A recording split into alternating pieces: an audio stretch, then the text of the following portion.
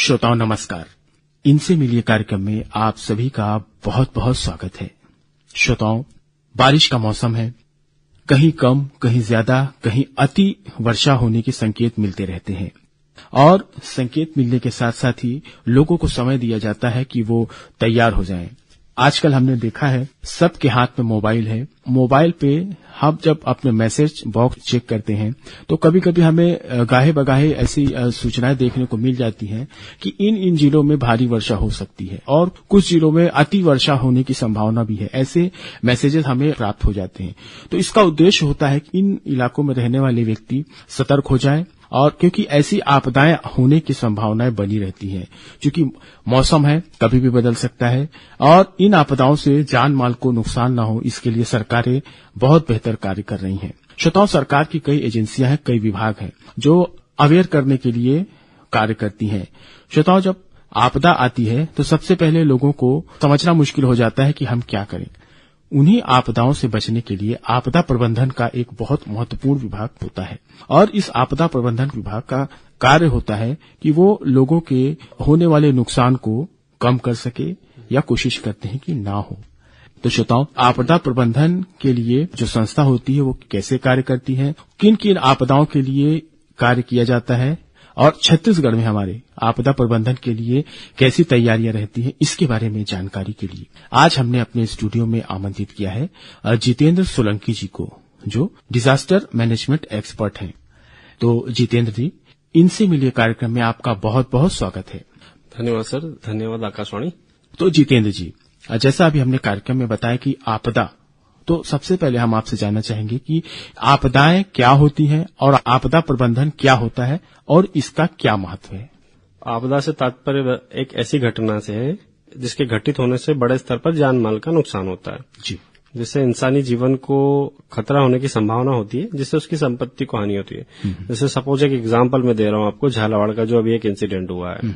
एक स्कूल में बच्चे पढ़ रहे थे, भारी बारिश हुई। बारिश होने के कारण जितने बच्चे वहां पे पढ़ रहे थे, जो बिल्डिंग थी वो एक पूरा हजार्ड था और हजार्ड होने के कारण पूरा बिल्डिंग का जो स्ट्रक्चर था, लाइक जो स्लेब था, छत था, वो बच्चों के ऊपर आके गिर गया जी। जिससे ये हुआ कि उन बच्चों की डेथ भी हो चुकी, 7 से 8 लोग जो बच्चे मरे और इसके अलावा कुछ बच्चों को नुकसान हुआ जी। तो मतलब एक ऐसी घटना जिससे जन सामान्य को आर्थिक और मानवीय क्षति होती है, उसको हम आपदा कहते हैं। अब बेसिकली जब बात होती है प्रबंधन की, तो प्रबंधन से तात्पर्य होता है कि जो आपदा से होने वाले प्रभाव हैं उनको कम करना। उनको कम करने के लिए बेसिकली हम लोग क्या कर सकते हैं कि जो आम जनमानस है उनको आपदाओं के बारे में हम लोग पूर्व चेतावनी जारी करें अथवा उनको आपदा का प्रशिक्षण दिया जाए। जैसे कहीं आग लगने वाली है, तो अगर आग लगने वाली है तो अगर व्यक्ति को हम लोग आग के बारे में बता देंगे कि भाई आग किस प्रकार की है। जैसे आग कहीं इलेक्ट्रिक के पोल पे लगी और वहां पे अगर हम लोग पानी डालेंगे तो आग बढ़ने के ज्यादा चांसेस है जी। लेकिन वहीं हम उनको अगर टेक्निकल टर्म में अगर सिखाएंगे कि आप डीसीबी ड्राई केमिकल पाउडर का यूज करें या ऐसे पोल से दूर रहें ताकि पब्लिक अवेयर रहे जी। तो जब अवेयर रहेंगे तो वो बेसिकली एक प्रबंधन का पार्ट होता है जो उस चीज को मैनेज कर सकते हैं। क्योंकि हम जब विद्युत के पोल या विद्युत के जो उपकरण होते हैं उसमें आग लगती है तो पानी उसका बहुत अच्छा चालक होता है, तो हमें पानी का उपयोग तो वहां नहीं करना चाहिए। बिल्कुल। तो पानी के स्थान पर हम क्या उपयोग कर सकते हैं? पानी के स्थान पर आप इलेक्ट्रिकल पोल में अगर फायर इंसिडेंट अगर होता है तो देखिए कि आसपास जो मिट्टी है, मिट्टी का आप यूज करें, रेत हो सकती है, रेत का यूज करें और जहां से इलेक्ट्रिकल का सप्लाई ज्यादा हो रहा है तो उस स्विच को, मेन स्विच को आप बंद कर दीजिए। अगर बंद नहीं कर सकते हैं तो जो संबंधित व्यक्ति है, संबंधित डिपार्टमेंट है, उनको सूचित करिए। बहुत अच्छी बात आपने बताई है। तो जितेंद्र जी, कार्यक्रम में हम जानना चाहेंगे कि कौन कौन सी जो प्रमुख आपदाएं हैं जिसके लिए डिजास्टर मैनेजमेंट कार्य करता है। छत्तीसगढ़ में अगर मैं बात करूं तो छत्तीसगढ़ एक ग्रीन बेल्ट स्टेट है जो 44% फॉरेस्ट से घिरा हुआ है और एक लैंडलॉक स्टेट है। छत्तीसगढ़ में अभी तक तो इतना कोई मेजर डिजास्टर नहीं हुए, लेकिन ड्यू टू क्लाइमेट कंडीशन जो चेंज हो रही है और जो ह्यूमन टेंडेंसी बढ़ती जा रही है और नेचर में जो हम लोग इंटरफेयर करते जा रहे हैं, तो छत्तीसगढ़ में मैं अगर बात करूं तो फ्लड एक सबसे बड़ा चैलेंज है हमारे लिए। और छत्तीसगढ़ में साउथ पार्ट जो है छत्तीसगढ़ का, वो पिछले 25 साल के इतिहास में 8 से 10 बार मेजर फ्लड आया है छत्तीसगढ़ के साउथ पार्ट में, स्पेशली सुकमा, बीजापुर, नारायणपुर, दंतेवाड़ा जी। और अगर मैं बात करूं अर्थक्वेक की, तो छत्तीसगढ़ में अभी तक अर्थक्वेक का इतना बड़ा इम्पैक्ट तो नहीं हुआ है, लेकिन छत्तीसगढ़ के ऐसे 2 पार्ट है जो जोन 2 और जोन 3 में आता है। तो जोन 2 तो थोड़ा रिस्की है, लेकिन जोन 3 इतना रिस्की नहीं है। और जोन 2 में हमारा बीजापुर का भोपालपट्टनम तहसील है जो गढ़चिरौली से लगा हुआ है, और जोन 3 में हमारा रायपुर और ये जांजगीर चांपा और ये डिस्ट्रिक्ट इसमें सम्मिलित है। 2024 में अगर आपको याद होगा कि सुकमा के आसपास का जो इलाका था, जो बस्तर रीजन था, वहां पे 4 पॉइंट के आसपास एक भूकंप आया था जी, जिसका इम्पैक्ट लगभग आसपास के 50 से 60 किलोमीटर एरिया में था। उससे इतना बड़ा नुकसान तो ही नहीं हुआ, लेकिन इनकेस अगर फ्यूचर में अगर 5 पॉइंट से ऊपर तीव्रता का भूकंप आता है जी, तो मैं भी बड़े लेवल पे, लार्ज लेवल पे उसका नुकसान हो सकता है। छत्तीसगढ़ में देखिए लैंडस्लाइड के तो इतने खतरे नहीं है, क्योंकि हमारे यहाँ ऐसा कोई हिली एरिया तो नहीं है। फिर भी जैसे हम लोग कहीं पे अगर रोड का कंस्ट्रक्शन वगैरह कर रहे हैं और कोई हिली एरिया जहाँ पे रोड का हम लोग कंस्ट्रक्शन कर रहे हैं, तो वहां पे लैंडस्लाइड का संभावना, जैसे बस्तर में हमारा दंतेवाड़ा जो एनएमडीसी वाला बेल्ट है, इसके अलावा आप सरगुजा में चले जाइए, ये तो लैंडस्लाइड था। लैंडस्लाइड के अलावा हमारे यहाँ पे स्नेक बाइट एक बड़ा चैलेंज है। स्नेक बाइट के हर साल मतलब छत्तीसगढ़ में बहुत ज्यादा। इसके अलावा लाइटनिंग का सबसे बड़ा चैलेंजेस है हमारे पास। अप्रोक्स अगर मैं बात करूं छत्तीसगढ़ में रेनी सीजन में कम से कम जो 3 से 4 महीने का जो रेनी सीजन होता है छत्तीसगढ़ का, उसमें कम से कम बता रहा हूं मैं आपको 50 से 60 लोगों की मौत हो जाती है लाइटनिंग से। तो ये सबसे बड़ा चैलेंजेस है हमारे लिए। और लाइटनिंग में जो हमारे जो सबसे ज्यादा अफेक्टेड डिस्ट्रिक्ट है वो कोरबा है, हमारा कोरिया है, जांजगीर चांपा, बस्तर, महासमुंद, ये वाला बेल्ट है ना, लाइटनिंग से सबसे ज्यादा अफेक्टेड है। इसके अलावा हमारे यहाँ पे अर्बन फ्लड नया टर्म आया अभी सुनने में जी। जैसे जैसे नगरीय क्षेत्र बढ़ता जा रहा है, जो नेचुरल पोन्स थे हमारे, जो नेचुरल ड्रेनेज सिस्टम था हमारा, जो नदी किनारे जहां हरियाली थी, उस हरियाली को हम लोगों ने समाप्त करके हमारे घर बना लिए। जो नेचुरल ड्रेनेज सिस्टम था उसको हमने डैमेज करके हमारे वहां पे घर बना लिए। तो कहीं न कहीं जैसे आपने सुना होगा अभी रायपुर में कि 2 घंटे बारिश हुई, रोड पे ऊपर पानी आ गया। तो ये बेसिकली एक अर्बन फ्लड है, ये कंडीशन है। तो हमारे यहाँ पे ये डिजास्टर्स सबसे ज्यादा है। तो जितेंद्र जी, हम यदि आपदा को विभाजित करना चाहें तो कितने प्रकार की आपदाएं में आप गिनते हैं? आपदा की अगर मैं बात करूं तो हम लोग 2 तरह की ही आपदा पे डिस्कस करते हैं कि बेसिकली एक प्राकृतिक आपदा में जैसे आपका बाढ़ हो गया, भूकंप हो गया, लाइटनिंग हो गया, या फॉरेस्ट फायर हो गया, या सुनामी है, या फिर आपका लैंडस्लाइड है। तो ये बेसिकली प्राकृतिक आपदा होती है। मानवीय आपदा की अगर अपन बात करें तो कहीं पे आप सड़क पे चल रहे हैं, एक्सीडेंट हो गया, ये एक प्रकार की मानवीय आपदा है। इसके अलावा कहीं इंडस्ट्री में अगर आप काम कर रहे हैं तो इंडस्ट्री में जो ह्यूमन एरर होगा काम करते करते, कि आपको बोला गया था कि भाई आप इंडस्ट्री में अगर काम कर रहे तो आपको सेफ्टी शूज, सेफ्टी बेल्ट और जो रूल्स थे उनको फॉलो करना था, वो आपने फॉलो नहीं किया और पता चला कि आपके साथ नुकसान हो गया। तो ये एक प्रकार की मानवीय आपदा है। लेकिन इन 2 टर्म के अलावा आपदाएं अलग अलग प्रकार की भी होती है, जैसे भौगोलिक होती है, जलवायु जनित होती है, इसके अलावा वही प्राकृतिक आपदा, मानवीय आपदा, तो अलग अलग प्रकार की आपदाएं होती हैं। जी जी। तो जितेंद्र जी, जैसा आप डिजास्टर मैनेजमेंट से जुड़े हुए हैं, तो जब कहीं पर आप लोगों को पता चलता है कि यहाँ पर ऐसा कुछ आपदा आया हुआ है, तो वहां पर कैसे आप लोगों का एक्शन होता है या क्या कार्यप्रणाली होती है जब आप लोगों को कैजुअलिटी में जाना पड़ता है? कैजुअलिटी में एक्चुअल में हम लोग मतलब डायरेक्टली इन्वॉल्व नहीं होते, कि बेसिकली डिजास्टर मैनेजमेंट में अलग अलग पार्ट है। एक प्रिपेयर्डनेस होता है, मिटिगेशन होता है, रिस्पॉन्स होता है और रिकवरी होता है। बेसिकली 4 फेजेस में डिजास्टर मैनेजमेंट काम करता है, मतलब डिजास्टर मैनेजमेंट साइकिल है। अब प्रिपेयर्डनेस की अगर बात की जाए तो प्रिपेयर्डनेस में अगर सपोज कैजुअलिटी की बात है तो प्रिपेयर्डनेस का काम ये होता है कि हम लोगों को वो पहले से तैयार करते हैं कि भाई अगर कहीं डिजास्टर होने वाला है तो पहले से कम्युनिटी तैयार हो जाए, क्योंकि as a first responder community होती है, प्रशासन बाद में आता है। तो हमारा पर्पस यही होता है प्रिपेयर्डनेस में कि कम्युनिटी तैयार रहे। जी। मिटिगेशन में अगर मैं बात करूं तो मिटिगेशन 2 तरह का हम लोग करते हैं, structure mitigation, non structure mitigation. Structure mitigation में हम लोग ये करते हैं कि कोई पुल अगर बाढ़ से प्रभावित है या कोई डैम अगर टूटने वाला है तो उसमें हम लोग स्ट्रक्चर टाइप एक्टिविटीज करवाते हैं कि जैसे जहां पे पुल नहीं है तो बेसिकली उस पुल को अगर इस वे में डिजाइन किया जाए या वहां पे पुल बना दिया जाए या फिर फ्लड शेल्टर बना दिया जाए जहां पे लोगों को लाके शिफ्ट किया जा सके। नॉन स्ट्रक्चर मिटिगेशन में वही जो हम लोग रूल्स रेगुलेशंस निकालते हैं, जो एक्टिविटीज हम लोग करवाते हैं, जो मैसेजेस हम लोग जैसे केप सचेत पोर्टल है उसके माध्यम से देते हैं, वो एक नॉन स्ट्रक्चर मिटिगेशन। रिस्पॉन्स की अगर हम लोग बात करें तो रिस्पॉन्स में हमारे यहाँ पे स्टेट डिजास्टर रिस्पॉन्स फोर्स और जो अदर फोर्सेस है और जो स्टेट पुलिस है उनका काम होता है कि अगर डिजास्टर हुआ है तो हम लोग लाइजनिंग कोऑर्डिनेशन करके उनको उस पर्टिकुलर जो अफेक्टेड एरिया डिजास्टर एरियाज है वहां पे डिप्लॉय करवा सके। और रिकवरी की अगर हम लोग बात करें तो रिकवरी हमारा लास्ट फेज होता है। रिकवरी में अगर कोई कम्युनिटी अफेक्टेड हो जाती है जिनको हम लोग रेस्क्यू करके दूसरे प्लेस पे लेके आए हैं तो उनकी मेंटल एबिलिटी को ध्यान में रखते हुए उनको फिर से वही नेचुरल सिस्टम जहां पे वो सर्वाइव कर रहे थे फिर से वही वातावरण प्रोवाइड करना, जिसमें हम लोग सपोज को अगर मकान टूट चुका है ठीक है तो उनको कंपनसेशन प्रोवाइड करके फिर से उसी अवस्था में लाके स्टेब्लिश करना। तो ये 4 फेजेस होते हैं हमारे। जी जी बिल्कुल। जैसे कि अभी वर्षा का सीजन है, बारिश का सीजन है जितेंद्र जी, तो जब छत्तीसगढ़ के किसी जिले में अति बारिश हो रही हो और एक बाढ़ का जोखिम हो तो हम शुरू करें पूर्वानुमान से कि कैसे व्यक्ति को सचेत किया जाता है आप लोगों के द्वारा, किन किन माध्यमों से उनको जो है सूचनाएं पहुंचाई जाती हैं जहां पे बाढ़ आ सकता है, क्योंकि मौसम की सटीक जानकारी जो है प्राप्त होती है। उसके बाद राहत और बचाव कार्य के लिए आप लोगों की क्या जो है ड्यूटी होती है? रेनी सीजन है, बाढ़ आना तो स्वाभाविक है।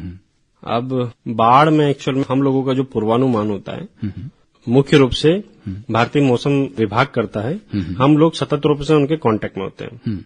आपने देखा होगा कि आपके मोबाइल पे एक मैसेज आता है कि भाई रायपुर जिले में 3 घंटे में भारी बारिश की चेतावनी है। तो ये चीजें जब हम लोग आईएमडी से कोऑर्डिनेशन करके प्राप्त करते हैं तो गवर्नमेंट ऑफ इंडिया ने एक ऐप डिजाइन किया, एक पोर्टल लॉन्च किया है सचेत करके। आपके माध्यम से, आकाशवाणी के माध्यम से मैं आम पब्लिक को बताना चाहूंगा कि अगर आप गूगल प्ले स्टोर पर जाके ये अगर डाउनलोड करते हैं, स्पेशली जो फार्मर्स है, जो किसान है या जो आम पब्लिक है जो ट्रेवल करती रहती है, तो इससे क्या होगा कि आपके एरिया में अगर कोई भारी बारिश की चेतावनी है या बिजली गिरने की संभावना होती है तो 3 घंटे पहले इसकी आपको सूचना मिल जाती है। जी। तो हम क्या करते हैं कि जब भारतीय मौसम विभाग से हमें सूचना आती है तो डिपार्टमेंट के लिए एक आईडी पासवर्ड होता है, उस आईडी पासवर्ड से हम लॉगिन करते हैं और उस पर्टिकुलर एरिया जो गूगल मैप होता है उस पर्टिकुलर मैप को हम लोग सिलेक्ट करते हैं लेटीट्यूड लॉन्गिट्यूड के बिहाफ पे।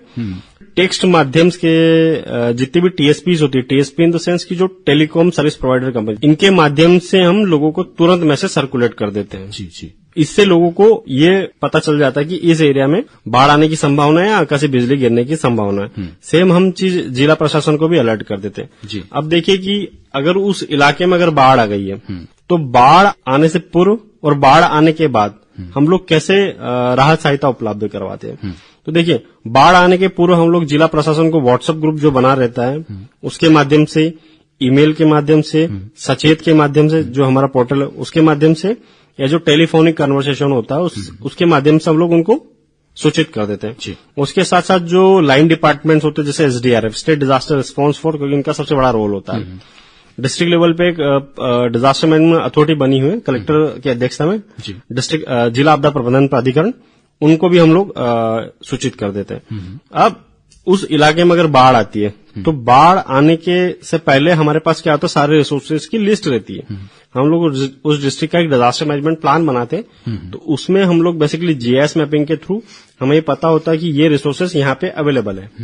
एक आईडीआरएन पोर्टल होता है, इंडियन डिजास्टर रिसोर्सेज नेटवर्क, उस पोर्टल के माध्यम से हर एक, अगर आपके जिले में अगर एक सुई भी है तो उसका डाटाबेस भी बना हुआ है। जी। तो उस डाटाबेस के बिहाफ पे हम लोग जब डिजास्टर होता है या फ्लड आती है तो हम लोग रिसोर्सेज की सूची पता करके वहां पे एसडीआरएफ और एनडीआरएफ की जरूरत होती है तो हम लोग एनडीआरएफ और एसडीआरएफ को डिप्लॉय कर देते हैं। जी। फिर तुरंत हम लोग कोऑर्डिनेशन हमारा उनसे चलता रहता है टेलीफोनिक कन्वर्सेशन के माध्यम से। बहुत अच्छी बात अभी आपने बताई है जितेंद्र जी। श्रोताओं, इनसे मिले कार्यक्रम में आज हम बात कर रहे हैं आपदा प्रबंधन विषय पर। आपदा प्रबंधन एक्सपर्ट यानी disaster management expert Jitendra Solanki ji से। तो जितेंद्र जी, कार्यक्रम में एक बार फिर से स्वागत है। तो जितेंद्र जी, जैसे कि हम देखते हैं कि जब आपदाओं का विभाजन किया जाता है तो इसमें बाढ़ आना, भूकंप, आग लग जाना, और जैसे आपने बताया कि कुछ मैन मेड आपदाएं भी होती हैं। तो इसके लिए जब हम बात करेंगे कि आपदाओं के प्रबंधन के समय आपके साथ कौन कौन सी टीमें साथ होती हैं, तो इसके बारे में बताएं कि यदि हम शहरी इलाकों में हैं और ग्रामीण इलाकों में जहां की पहुंच पाना काफी कठिन होता है और दूरस्थ इलाके हैं। एक रियल इंसिडेंट मैं आपसे शेयर करूंगा इसी टॉपिक के बिहाफ पे। जब 2017-18 की बात है, सुकमा 2017-18 में मैं जब डिस्ट्रिक्ट सुकमा में पोस्टेड था तो वहां पे फ्लड आई थी। तो फ्लड आई थी तो जो सुकमा टाउन था वो सबमर्ज हो चुका था, इन द सेंस कि सुकमा टाउन में भी पानी गिर चुका था। सुकमा उड़ीसा से लगा हुआ था, जो मलकानगिरी वाला बेल्ट था, मतलब उड़ीसा का मलकानगिरी डिस्ट्रिक्ट, उससे भी हमारा कनेक्टिविटी डिस्कनेक्ट हो चुका था। इधर हम बस्तर संभाग से भी कट चुके थे और इधर हम भद्राचलम जो कोंटा वाला एरिया है उधर से भी हम कट चुके थे। अब आप सोचिए कि जो डिस्ट्रिक्ट की लाइफ लाइन कही जाती है, जैसे डिस्ट्रिक्ट हॉस्पिटल, वो भी फ्लड में अफेक्टेड हो चुका था। डिस्ट्रिक्ट कलेक्टेड ऑफिस जहां से सारा एडमिनिस्ट्रेशन संचालन होता था वो भी कट चुका था। अब करे तो करे क्या? तो उस बिहाफ पे हम लोग, हमारी पहले से एक प्लानिंग होती है कि अगर ऐसी कोई सिचुएशन अगर क्रिएट होती है तो हम लोग पहले से ही अल्टरनेटिव एक ऐसा रिसोर्सेज अवेलेबल करवा ले। तो पहले से हम लोगों ने एक alternative EOC in the sense की इमरजेंसी रिस्पांस सेंटर हम लोगों ने आइडेंटिफाई करके रखा था। अब जब सुकमा टाउन में ये फ्लड आया तो फ्लड के समय हम लोगों ने वही जो 4 फेजेस मैंने आपको बोला था, प्रिपेयर्डनेस, मिटिगेशंस, रिस्पांस और रिकवरी पे काम किया था। तो इसमें हमारे साथ जो लाइन डिपार्टमेंट थे, हेल्थ डिपार्टमेंट, क्योंकि फ्लड अगर आ चुका है तो फ्लड के जाने के बाद जो प्राइमरी चीज होती है आम पब्लिक के लिए वो होता है हेल्थ केयर, क्योंकि फ्लड के जाने से पूर्व और आने के बाद जो हेल्थ सर्विसेज होती है वो सबसे ज्यादा डिस्ट्रॉय होती है। क्योंकि जैसे कोई गर्भवती महिला है या जो वृद्ध जन है या कोई पेशेंट है, तो इन लोगों को जो शिफ्टिंग का काम होता है, मेडिसिन का काम होता है, वो हेल्थ डिपार्टमेंट देखता है जी। इसके साथ साथ लाइन डिपार्टमेंट में आम पब्लिक को रेस्क्यू करने के लिए, शिफ्ट करने के लिए SDRF, state disaster response force और लोकल होमगार्ड्स की टीम थी। और साथ में जो विक्टिम्स अफेक्टेड हो चुके थे उनको अगर हम लोगों ने शिफ्ट किया है तो शिफ्ट करने के लिए हमें फूड की जरूरत पड़ती है, तो फूड डिपार्टमेंट का भी इसमें बहुत बड़ा रोल होता है। इसके साथ साथ जो आम पब्लिक के साथ कोऑर्डिनेशन के लिए कि भाई कौन सा एरिया अफेक्टेड है, वहां से इन्फॉर्मेशन का कम्युनिकेशन क्या होगा, तो उसमें जो अदर डिपार्टमेंट्स होते हैं जैसे रेवेन्यू डिपार्टमेंट है या पंचायत ग्रामीण विकास विभाग है, तो सारे डिपार्टमेंट का मेजर रोल रहता है, सारे डिपार्टमेंट इन्वॉल्व रहते हैं। तो जितेंद्र सोलंकी जी, ये एनडीएमए जो एक सेंट्रल गवर्नमेंट की संस्था है, नेशनल डिजास्टर मैनेजमेंट की, तो जब हम बात करें सेंट्रल गवर्नमेंट की और स्टेट गवर्नमेंट की, तो किस तरह इनका सामंजस्य होता है जब आप एक स्टेट में काम करते हैं और जब वहां के आपदा प्रबंधन के लिए आपकी जिम्मेदारी होती है, तो स्टेट किस तरह मिलकर कार्य करते हैं? सेंट्रल और स्टेट लेवल पे अगर बात करूं तो देखिए, डिजास्टर मैनेजमेंट टर्म 2005 से पहले कोई नहीं जानता था, लेकिन गुजरात के अर्थक्वेक के बाद, ओडिशा सुपर साइक्लोन के बाद गवर्नमेंट ऑफ इंडिया और स्टेट गवर्नमेंट्स को ये लगा कि कुछ ऐसी अथॉरिटी होनी चाहिए ताकि जो नेशनल लेवल और स्टेट लेवल पे डिजास्टर को स्पेशली मैनेज कर सके। तो 2005 में गवर्नमेंट ऑफ इंडिया ने एक डिजास्टर मैनेजमेंट एक्ट लेके आई। उसी के बिहाफ नेशनल और स्टेट और डिस्ट्रिक्ट लेवल पे डिजास्टर मैनेजमेंट अथॉरिटीज का गठन हुआ। तो नेशनल लेवल पे एनडीए में राष्ट्रीय आपदा प्रबंधन प्राधिकरण, जिसको headed respected prime minister sir करते हैं। स्टेट लेवल पे स्टेट डिजास्टर मैनेजमेंट अथॉरिटी होती है जिसको रिस्पेक्टेड सीएम साहब करते हैं। डिस्ट्रिक्ट लेवल पर डिस्ट्रिक्ट डिजास्टर मैनेजमेंट अथॉरिटी, जिसे हिंदी में जिला आपदा प्रबंधन प्राधिकरण कहते हैं, उसको रिस्पेक्टेड कलेक्टर हेडेड करते हैं। बेसिकली तीनों का रोल सेम है। एनडीए में नेशनल लेवल पे कोई अगर डिजास्टर होता है तो उसके लिए काम करती है। नेशनल लेवल पे कोई गाइडलाइंस इशू करनी है स्टेट के लिए, या नेशनल लेवल का कोई प्लान बनाना है, कोई प्रोजेक्ट स्टार्ट करना है, तो वो एनडीए में का काम होता है। वो स्टेट के, जिस स्टेट में अगर डिजास्टर भी अगर आता है तो उसको मॉनिटरिंग का भी काम बेसिकली एनडीए में करता है। स्टेट लेवल पे जो डिजास्टर मैनेजमेंट अथॉरिटी होती है वो स्टेट और डिस्ट्रिक्ट लेवल पर जो डिजास्टर होगा उसके लिए गाइडलाइंस से लेकर प्लान्स, पॉलिसीज, एसओपीज और इसके अलावा जो फंड इशू करना होता है उसका वो सारा काम देखती है। डिस्ट्रिक्ट लेवल पे जो डिस्ट्रिक्ट डिजास्टर मैनेजमेंट अथॉरिटीज होती है जिसको कलेक्टर हेडेड करते हैं, लोकल लेवल पे जो डिजास्टर है या कोई प्लान बनाना है या लोकल लेवल पे कुछ अवेयरनेस कंडक्ट करना है तो वो काम डिस्ट्रिक्ट डिजास्टर मैनेजमेंट अथॉरिटीज करती हैं। और डिजास्टर मैनेजमेंट की अगर बात की जाए तो ये एक्चुअल में स्टेट सब्जेक्ट है, तो स्टेट गवर्नमेंट इस पे अपने बिहाफ पे भी कोई रूल्स बना सकती है, ऐसा नहीं है, लेकिन अभी तक जो भी रूल्स बनता है वो सेंट्रल गवर्नमेंट ने ही बनाया है। डिजास्टर मैनेजमेंट में बहुत अच्छे लेवल पे काम हो रहा है स्टेट में। तो जितेंद्र सोलंकी जी, तो कुछ इसमें जो है आप लोगों के नंबर्स होते हैं, फोन नंबर होते हैं, टोल फ्री नंबर होते हैं, जहां फोन लगाकर हम जानकारी ले सकते हैं कि कहां पर ऐसी आकस्मिक घटनाएं होने वाली हैं या अगर घटनाएं हो गई तो उसके लिए क्या किया जा सकता है, मदद कहां से मिल सकती है। तो ऐसी कौन कौन सी टोल फ्री नंबर होती हैं अपने डिजास्टर मैनेजमेंट टीम की तरफ से? छत्तीसगढ़ में क्या ऑल ओवर इंडिया में एक टोल फ्री नंबर है। जैसे अगर सपोज किसी का रोड एक्सीडेंट हो चुका है, कोई नदी नाला पार करते हुए बह गया है या किसी घर में अग्नि दुर्घटना हुई है या कोई भी प्राकृतिक या मानवीय आपदा घटित हुई है जिससे नुकसान हो रहा है, तो अगर आपको जरूरत है शासन प्रशासन की या उसके बारे में सूचना देनी है तो एक टोल फ्री नंबर है 1070। अगर आपके मोबाइल में बैलेंस भी नहीं है और अगर आप ये नंबर डायल करते हैं तो बेसिकली आपदा प्रबंधन का ये एक टोल फ्री नंबर है। इस पर अगर आप डायल करते हैं, स्नेक बाइट का भी है, तो आपको तुरंत यहाँ से सहायता मिल जाती है। इसमें क्या है कि स्टेट लेवल पे हम लोग एक इमरजेंसी रिस्पांस सपोर्ट सिस्टम है 24/7 काम कर रहा है रायपुर में ही। इसी टोल फ्री नंबर पे जब किसी पर्सन का अगर कॉल आता है पर्टिकुलर एरिया या पर्टिकुलर डिस्ट्रिक्ट से, जब ये कॉल हमारे पास आती है उस टोल फ्री नंबर पे, तो हम लोग पर्टिकुलर डिस्ट्रिक्ट को वहां के जो नोडल ऑफिसर होते हैं या जो लाइन डिपार्टमेंट होता है उनको सूचित कर देते हैं। जब सूचना उनके पास पहुंचती है तो तुरंत वहां से फिर एक्शन स्टार्ट हो जाता है। तो ये टोल फ्री नंबर याद होना चाहिए 1070। तो जितेंद्र सोलंकी जी, आप हमारे श्रोताओं को बताएं कि जब कोई आपदा आने वाली हो या आ चुकी हो तो कैसे सावधान रहें और कैसे उसके लिए धैर्य बनाए रखें और खुद से कैसे तैयार रहें। तो अगर कोई भी आपदा अगर घटित होती है तो सबसे पहले हम लोग अलर्ट रहें। अलर्ट रहने के लिए हम लोग मौसम के बारे में जानकारी न्यूज़पेपर के माध्यम से या समाचार के माध्यम से प्राप्त करते रहे, या जो मैंने ऐप आपको बताया था सचेत ऐप, उसको हम लोग डाउनलोड करके रखे हमारे मोबाइल में। किसान अगर चाहे तो दामिनी ऐप भी डाउनलोड करके रख सकते हैं जो लाइटनिंग के बारे में जानकारी देता है। इसके अलावा जब भी कोई आपदा आती है तो हमें घबराने की जरूरत नहीं है, पहली चीज। दूसरी चीज ये कि हमारी रिस्पांसिबिलिटी ये बन जाती है कि हमारे घर परिवार में या हमारे आसपास के मोहल्ले में ऐसी कौन सी पब्लिक है जो आपदा होने पर या आपदा आने के बाद सबसे ज्यादा अफेक्टेड होगी, तो इनको सबसे पहले हमें आइडेंटिफाई करके रखना चाहिए।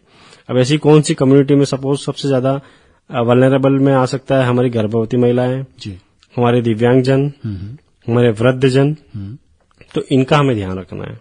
तीसरी चीज हमें ये है कि आपदा अगर आई है तो हम लोग प्रशासन को सूचित करें, प्रशासन का सहयोग करें, क्योंकि बिना प्रशासन के सहयोग से हम लोग किसी भी आपदा से नहीं निपट सकते। चौथी चीज ये होती है कि जब अगर आपदा आई है तो आपदा आने के बाद जो कंपनसेशन भी मिलेगा, ये आपकी अगर एक आइडेंटिटी होती है, पहचान होती है, तो जो आपके जो डॉक्यूमेंट्स होते हैं, जैसे आपका आधार कार्ड हो गया, पैन कार्ड हो गया, या आपके जो जरूरी डॉक्यूमेंट है उनको अपने साथ रखें। तो ये सारी चीजें हैं जो आपको काम आएगी आपदा प्रबंधन में। इसके अलावा आपको किसी भी आपदा से निपटने के लिए कम से कम, मतलब मेरा पर्सनली एडवाइस है कि आपको सीपीआर आना चाहिए या फर्स्ट एड। मतलब अगर कोई भी आपदा आएगी, कहीं ना कहीं किसी न किसी व्यक्ति को चोट तो लगती ही लगती है, वो चाहे मेजर हो या माइनर इंजरी हो, तो कम से कम एक फर्स्ट एड देना तो हम आम जन सामान्य को इतना आना ही चाहिए। तो ये सारी चीजें, इन सब चीज को अगर ये ध्यान रखें आम जन सामान्य, तो कोई भी चाहे प्राकृतिक आपदा हो, मानवीय आपदा हो, हम लोग इनसे बच सकते हैं। जी श्रोता, इनसे मिलिए कार्यक्रम में अभी हम बात कर रहे थे जितेंद्र सोलंकी जी से, जो कि डिजास्टर मैनेजमेंट एक्सपर्ट हैं। तो जितेंद्र जी, इनसे मिलिए कार्यक्रम में आपने श्रोताओं को आपदा प्रबंधन से जुड़ी जो जानकारी दी, इसके लिए बहुत बहुत धन्यवाद। सर धन्यवाद आपका। इनसे मिलिए कार्यक्रम से हमें यही अनुमति दीजिए। नमस्कार।